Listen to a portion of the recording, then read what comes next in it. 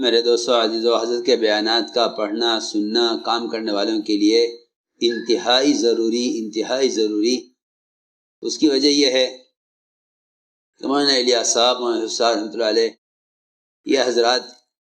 یہ چاہتے تھے کہ امت پلٹ کر اس طریقہ محنت پر اور امت پلٹ کر اس ایثار اور قربانی کی طرف آوے جن قربانیوں سے امت بنی تھی۔ اگر ہمارے مستقل مطالعے میں حضرت کے بیانات نہ رہے تو ہمارے کام اور منبر کی سطح نیچے آتی چلی جائے گی، یہاں تک کہ دین کے وجود میں آنے کے لیے جو قربانیاں مطلوب ہیں وہ قربانیاں لوگوں کو زیادتی اور ظلم معلوم ہونے لگیں گی۔ امت اپنے ملکوں کو چھوڑے گی، اپنے علاقوں کو چھوڑے گی دوسرے ملکوں میں دنیا کمانے کے لیے، لیکن اللہ کے دین کو قائم کرنے کے لیے ملکوں میں نکلنا، اپنے ملک کو چھوڑنا، علم کو قائم کرنے کے لیے اپنے ملک سے دوسرے ملکوں میں ہجرت کرنا، اس کا مزاج ختم ہو جائے گا۔ لوگ یہ سمجھ کر چھوڑ دیں گے کہ اس کا اب زمانہ نہیں ہے۔ اس لیے میں عرض کر رہا، ہر کام کرنے والے کے ذمہ ضروری ہے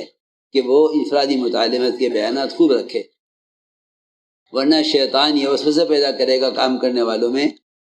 کہ پھرنا ضروری نہیں ہے۔ حالانکہ ہمیں حضور اکرم صلی اللہ علیہ وسلم کی احادیث میں اور قرآن کی روایتوں میں اور خلفاء راشدین کے اقوال میں اللہ کے راستے کی نقل و حرکت اور اس راستے میں مال کھپانے کے واقعات اور فضائل اور احکام اتنے کثرت سے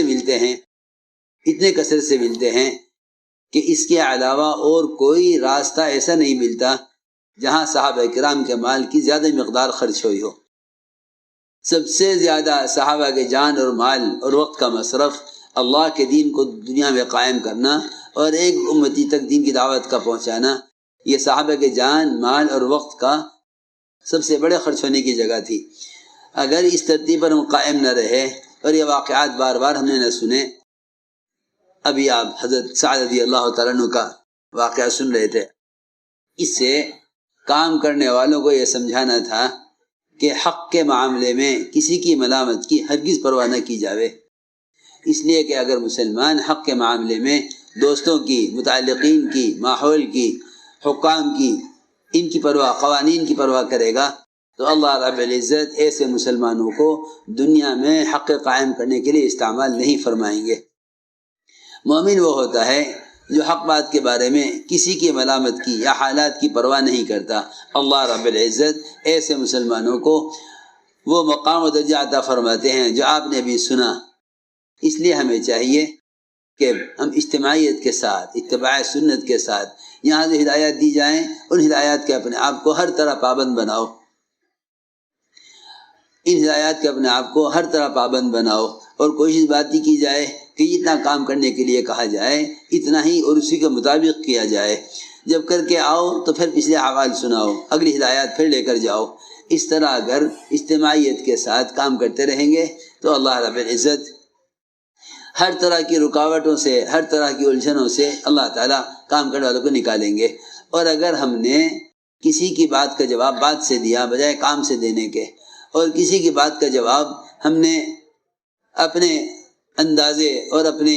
ذہن کے اعتبار سے دیا تو پھر باتوں کا نام کام ہو کر رہ جائے گا۔ اصل تو عملی محنت ہے، ہمیں چاہیے ہر بات کرنے والے کو اپنے ساتھ عمل میں شریک کر لیں۔ کوئی تم سے کچھ کہے کہ بھئی فلاں بات کس طرح ہے اور فلاں بات کیوں ہوئی، فلاں بات کیا پیش آئی، اس سے کہو آؤ میرے ساتھ گشت میں چلو، کتنے مسلمان ہمارے محلے میں ایسے ہیں جن کو کلمہ یاد نہیں، آؤ انہیں کلمہ سکھلا دیں گے۔ میں تم سب سے کہتا ہوں قسم کھا کے، کوئی تم سے کہے فلاں بات کیا تھی، تم سے کہا آؤ میرے ساتھ، میں تمہیں ایسے مسلمانوں سے ملواتا ہوں جنہیں کلمے کے الفاظ کہنے نہیں آتے۔ سوچو اگر مر گئے اس حال میں تو ان کی آخرت کا کیا ہوگا۔ اگر تم سب مل کر اس کام کو کر لو تو میں کہتا ہوں کہ تم اللہ تعالیٰ کے یہاں ان بہترین بندوں میں شمار کیے جاؤ گے جو دنیا سے فتنوں کو ختم کرنے والے اور اللہ کے بندوں کو اللہ سے جوڑنے والے مانے۔ مولانا صاحب فرماتے تھے جو اللہ کے بندوں کو اللہ سے جوڑتا ہے اس سے زیادہ اللہ کے قرب کا اور کوئی ذریعہ نہیں ہے۔ ہم سب اس کا عزم کریں کہ بجائے ادھر ادھر کی باتوں میں پڑھنے کے، جو تم سے کوئی سوال کرے اسے کہا آؤ میرے ساتھ، ہم گشت کرنے جا رہے ہیں، ملاقاتیں، آؤ ہمارے ساتھ، چلو مسلمانوں کو کلمہ سکھلاویں، آؤ انہیں مسجد کے ماحول میں لا کر ان سے نماز ادا کراویں، نماز نہیں پڑھنی حاجی کو بٹھا کر نماز سکھلائیں. اتنا کام ہے کہ اگر ہر کام کرنے والا اپنے ذمے صرف 10 آدمیوں کو طے کر لے کہ مجھے آج 10 آدمیوں کو کلمہ سکھلا کر ان کو مسجد جماعت میں لا کر نماز ان سے ادا کروانی ہے، تو میں سمجھتا ہوں شاید جس کو کھانا کھانے کا وقت نہ ملے. اتنا کام ہے. ایک ایک مسلمان سے جا کر ملاقات کرنا، ایک ایک کو ایمان اور عبادات پر لانا، اتنا کام ہے. لیکن وہی بات ہے کہ جب کام کرنے والے کام میں نہیں لگیں گے تو شیطان ان کو نہ کرنے کے کام میں ایسا الجھاوے گا کہ یہ ناحق چیزوں کو حق سمجھ کر اور باطل کو صحیح سمجھ کر اور غلط کو صحیح سمجھ کر کام سے محروم ہو جائیں گے، ایسے کاموں میں مشغول ہو جائیں گے جس کا کام سے دور کا بھی کوئی تعلق نہ ہوگا.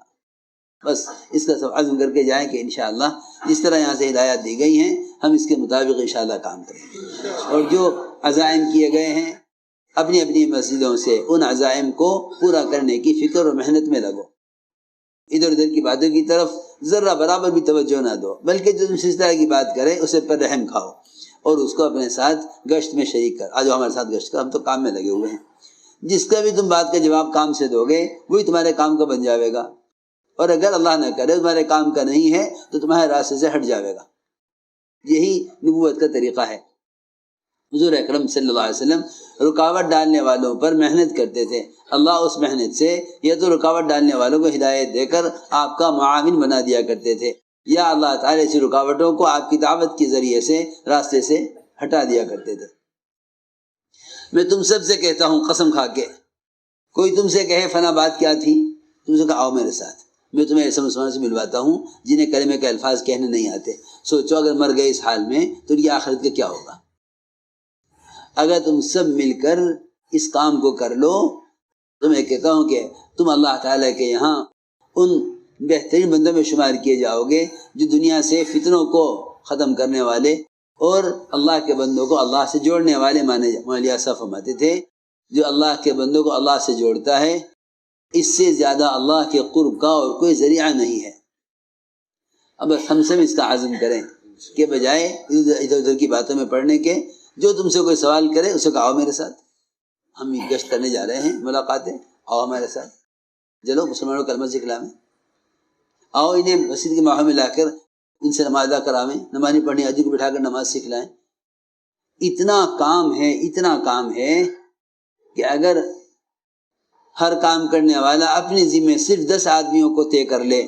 کہ مجھے آج 10 آدمیوں کو کلمہ سکھلا کر ان کو مسجد جماعت میں لا کر نماز ان سے ادا کروانی ہے، تو میں سمجھتا ہوں شاید جس کو کھانا کھانے کا وقت نہ ملے. اتنا کام ہے. ایک ایک مسلمان سے جا کر ملاقات کرنا، ایک ایک کو ایمان اور عبادات پر لانا، اتنا کام ہے. ایک ایک مسلمان سے جا کر ملاقات کرنا، ایک ایک کو ایمان اور عبادات پر لانا، اتنا کام ہے.